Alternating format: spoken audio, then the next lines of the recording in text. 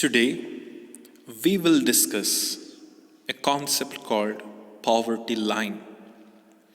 Poverty line refers to the cutoff point of the line of distribution which divides the entire population as poor and non-poor. It is a line which divides the entire population as poor as well as non-poor. It is a line. It is a cutoff point. It is a line, it is a cutoff point on the line of distribution which divides the entire population as poor and non-poor. The Planning Commission has estimated based on minimum food requirement for living, or Planning Commission of India estimated the poverty line on the basis of minimum nutritional calories required per person per day in rural area as well as in urban area. We have seen in the previous video, that is 2400 calories per person per day in rural area, 2100 calories of food per person per day in urban area was the estimation of a Planning Commission. But most often, poverty line has been divided based on the minimum income for living. Minimum income for living. So in India, it is a Tendulkar committee reported. It's not Sachin Tendulkar, an economist named Tendulkar. He has been the chairman, and his committee is called as named after him. Tendulkar Committee report states that national poverty line was based or defined as for the monthly per capita consumption expenditure of 672.80 paisa in rural area and 859.60 paisa in urban area in 2009 and 10. Now it has been increased. So according to 2009, Sachin Tendulkar Committee has defined poverty line based on monthly per capita income expenditure. So poverty line has been defined on the minimum monthly per capita income, both in rural area as well as in urban area. In rural area, it is 672 rupees 80 paisa in rural area, and in urban area, it is 859 rupees and 60 paisa. This is the poverty line. Poverty line is the amount of money that is needed for a person to meet his basic needs. It is defined in terms of money value of goods and services needed to provide basic welfare to an individual. You can see here a poverty line chart that divides the poor as well as non-poor. Absolutely poor, very poor, poor are distributed or divided from there. Not so poor, middle class and upper class and rich and so. Poverty line differs from country to country. It's in India, it is based on per capita incomes expenditure defined by the National Planning Commission. There are other things also. So it is depending on the idea the countries consider. Next important measurement of poverty line is head count ratio. Head count ratio. The number of people or number of poor estimated as the proportion of people below the poverty line is known as head count ratio. When the number of poor is estimated as the proportion of people below the poverty line. How to say it? So head count ratio is how many number of people who are poor in the entire population is expressed in terms of percentage. Is called as head count ratio. Count the heads of poor people in the entire population and convert into a percentage. So head count ratio is equals to formula poor number of poor people in India or in the country divided by the total population of the country into 100, you can get it. So this is how the dividing the people into poor. It is measures of the proportion of population that is counted as poor. It is measures the proportion of population that is counted as poor. This is the most widely used population index. So the formula is head count index or head count ratio. Ratio means it is percentage number of poor divided by the total population. If it is ratio into 100. So write the chart of poverty line and give the meaning of chronic poor, transient poor and non-poor. This is a 5-mark practical oriented question in the exam. So we will take very as it is the question which is asked. Write the chart of poverty line and give the meaning of chronic poor, transient poor and non-poor. First of all, poor in India has been categorized into many ways. You can write this chart. So the y-axis and x-axis, all the x-axis, there are 5 x-axis, that is all are representing time, and y-axis it is a poverty line has been measured.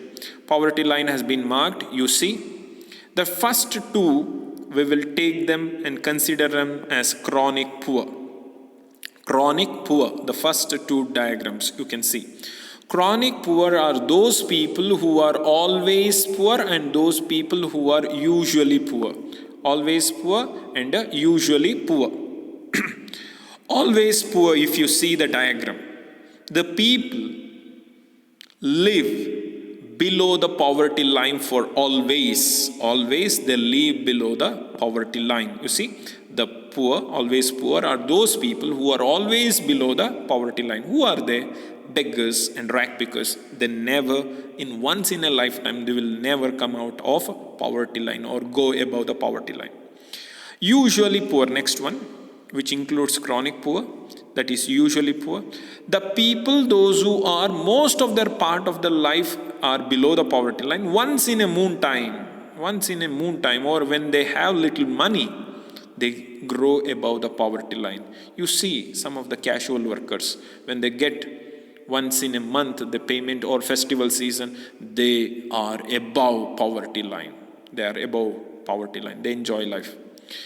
The next one is churning poor. Churning poor are included in the transient poor. You can see the map once again. The churning poor included in the transient poor and occasionally poor. Transient poor includes churning poor as well as those people who are occasionally poor. Therefore, what is churning poor?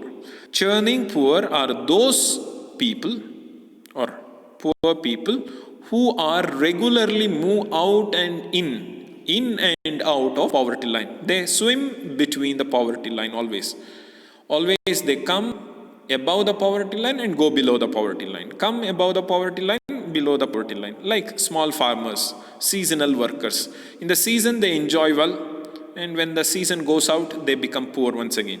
The small farmers also, in the crop, when they get high yield, they enjoy.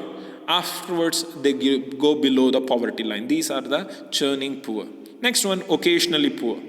They are rich throughout their life, but once in a bad time, once in their bad patch up or bad luck, because of bad luck, sometimes in their lifetime they go below poverty, they move below the poverty line. You see, they are always rich people. Their means of score is very high, but they come once in a lifetime below the poverty line. That is called as occasionally poor. Occasionally poor. And finally, the non-poor. Non-poor are people, those who never come below the poverty line. They always live above the poverty line. So this is a 5 marks question without much disturbance. You have understood. So next question that is to be understood is causes for poverty. This is a 4-mark question and I have explained very elaborately, and some you can take down and some you can also make for yourself, but easy ones I have marked. Some of them also I will be dictating as well as you can write down. Some of them have given in the form of PPT. So causes of poverty, as I said, are many. It is a multi-dimensional causes, as I said earlier. It is related to institutional as well as based on social factors of the country have made this poverty as begetting throughout India. The poor people are unable to get a quality education, a good healthcare facility. They cannot acquire skill because of lack of education facility. They do not earn because of all these things, because they don't get a good job. In India, the social problem, especially the poor, are victimized by the caste system, religious background, and as well as they are economically discriminated, politically discriminated. All are adding like a vicious circle, poverty begetting poverty. The poor will beget poor children. Poor children will become the poor fathers, again they beget poor families. So poor will lead to a poor. A poor family will give rise to another poor family, that's all. This is how the poverty circle, vicious circle continues. So why Indians are poor? India is a rich natural country. Indians are supposed to be rich from ancient time onwards. Then Indians became poor. Why? It is a ruthless exploitation of British rule. Britishers ruled our country for more than or nearly 200 years approximately. They ruled for 2 centuries. They made India as a colony and ruthlessly exploited or systematically exploited our traditional cottage and small scale industries, and they developed a modern industries for their country. So it is said that they laid a foundation for destroying our traditional industries. So our vast natural resources they plundered, they looted, they took away to Britain. Therefore, India cannot overcome or cannot compensate the damage that the British have done even today. The Britishers looted for 200 years that we cannot make it up within 50 years or 60 years. It takes even more than 2 centuries too. But if you work like Japanese, they brought back their Hiroshima and Nagasaki. You can think within few years they'd build the city into a glorious cities. So like that, if you work, surely we can make India as a better place. So first point we will take, in India, another basic problem is a rising population, a rapid growth of population. In India, birth rate is very high and the death rate also has gone down. Because of second phase that we are living in, where the high birth rate and low death rate, because of that population during last 45 years has increased by 2.2%, which is very high per annum. On average of 17 million people are added every year to its population. Indian population every year 17 million population. 1 million is equals to 10 lakh. It is said India is adding every year 1 Australian population. India is adding 1 Australian population every year, it is said, very comically, as well as it is a wit. And it is a fact also, which raises the demand for consumption goods considerably. So when Indians are increased, the population increases means there is a demand for consumption. So more number of people, they want to consume more goods. So high demand for consumer goods. You can see the line that Indian population, how it is heading towards. We are overtaken even China in the growth rate. You can comparison have. And India, low productivity in agriculture. Why? When more number of families are coming up, they divide the lands into small holdings. More number of people, the land is divided into small parts. So in the small division or fragmented land, the production or productivity will be very, very less. The level of productivity in agriculture is low due to subdivided and fragmented holdings, and also lack of capital, use of traditional methods. In India, we use still traditional methods for cultivation. We never use a modern technique for cultivation. Why? Because we are uneducated people or illiterates. So we do not know, we don't want to try new things. This is the main cause for poverty in India. You can see the wheat productivity in UK is 80.4, and France it is per hectare. It is 74.5, in China 38 point, in India you see just 27 point. So seeds called cotton, you can see China it is 39.8, in US it is 19, in Pakistan 18.7.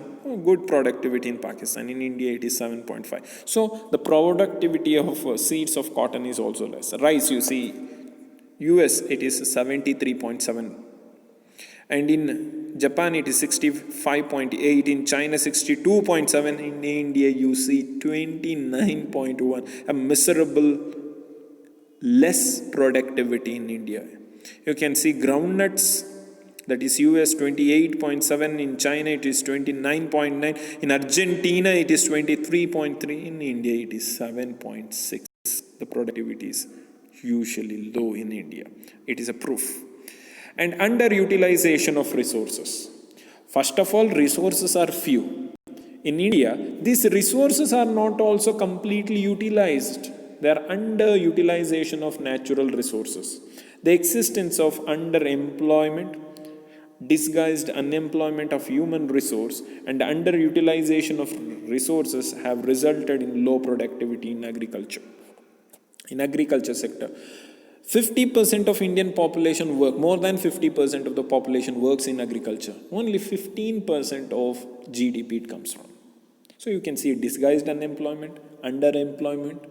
So simply 100 people will be working, only 20 people work will be done. 80 people are, it's said to be employed, but no work is being done. This brought down a fall in the standard of living.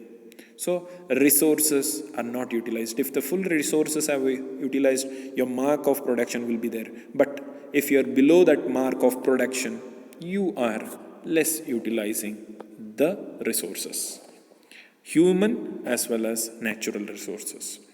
Lower rate of economic development.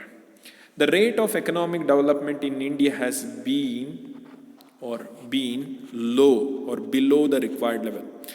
Every country is growing at a speed of 8% of annum GDP, and India is growing by 4% of GDP. How can you say that the growth is adequate?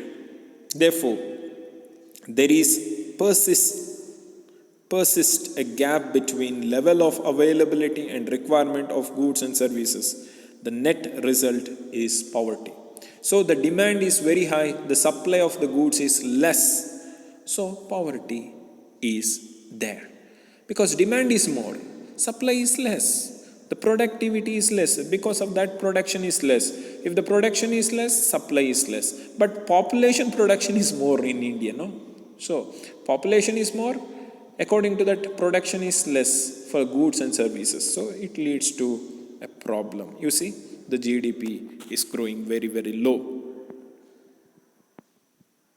Shortage of capital and able entrepreneurship. In India, why productivity is low? Shortage of investment. Shortage of money, investment. And able entrepreneurs also are not in India. Very strong enterprises. Capital and able entrepreneurship have important role in accelerating. Accelerating means increasing.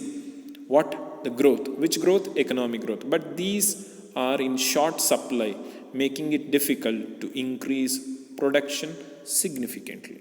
In India, these two things are very, very low. Therefore, only the resources are low or underutilized. Resources are underutilized, natural as well as human, because we do not have the best investment. Next, social factors. The social setup is still backward and is not conducive to faster development. In India, In every sector of employment, there is a caste. In India, still discrimination is there based on caste. So, all the castes have different reservations. In that reservation, in this reservation. So, quality is not at all demanded in India. Quality is less. First, the caste, the creed, the religion. Next, gender. So, therefore, all the reservations, all the impacts of everything is based on social hindrances. Law of inheritance, caste system, traditions, customs are putting hindrance. Hindrance means a obstacle, a something that hinders or something which hampers in the way of fast growth is all of them, and have aggravated the problem of poverty. Aggravated means increased. So it has doubled. Already problem is there. Social factors of all these things, caste system, that this. Even today, government says we have to forbid caste system, but government itself gives a reservation. What a funny in government. So government should look a considerable view on that. Next, political factors. Britishers started a loop-sided development in India, already I have mentioned. They reduced Indian economy to a colonial state.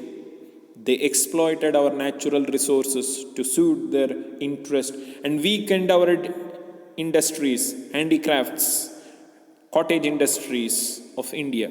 In independent India, the development plans have been guided by a political interest. Hence, the planning was a failure to tackle the problem of poverty as well as unemployment. So in India, afterwards 5-year plan came, slowly progressing, slowly. So a country should run in the horse speed, is not able to walk in a tortoise speed, is a very funny in things. A country should run like a hare or a rabbit, but instead of that it is going like a tortoise. That is all because of the political interests. Next one, the unequal distribution of income. Poverty in our country is because of the income is shared by only few. It is not at all given to the majority 80%. It is said in India, 80% of the wealth goes to the 20% hand, and 20% of the wealth goes to the hands of 80% of the population. So, it is naturally leads to unequal distribution of income. Poverty in our country cannot be removed simply by increasing the production or checking the growth of population. Even if you decrease the population, no. Even if you increase the production, the poverty cannot be reduced. The paramount paradox, the highest paradox in our country is inequality of income distribution. So poor people, if they get money into their hands only, they will send their children to a best schools, best education they will give, and their children will get employed and move on and make more productive contribution to this country. Otherwise, their children will be remaining in the dustbins of poverty. So, the wealth will be concentrated in the hands of few. The government is not at all doing any extra step. They are taking a step, I did not say. They don't take an extra step, because unpleasing to the rich is not going to get money for their votes next time. So, therefore, political party will not get money if they unplease the rich. So, therefore, government can reduce, but it cannot reduce the inequality of distribution of income. They encourage actually. The government can reduce the inequality of income and check the concentration of wealth by pursuing suitable monetary policy or price policy. They are doing for only namesake. The government is not doing. If the government have done, poverty would have disappeared in India, surely. But like lethargic people are there, still poverty is there. Problem of distribution. In order to remove poverty, massive consumption of goods and food grains, etc., should be distributed among the poor people. Of course, they're doing. Through ration card, the food grains are distributed to the public, poor people. Existing public distribution system, that is PDS, should be reorganized and extended to rural areas of the country and to the real poor to the country. The rich are also enjoying the PDS, public distribution system. The rich people are getting good food grains in ration card. Supposed to, it has to help the poor, but rich are getting all the facilities from there. Next one, the regional poverty in India, proportion of poor in some states like Orissa, already have said, Nagaland, UP, Bihar, etc. are more, is greater than other states like Gujarat, Maharashtra, Kerala. Here, the Tamil Nadu, here the people are little rich enough. As well as in Karnataka, North Karnataka, the poor people are more than the southern Karnataka.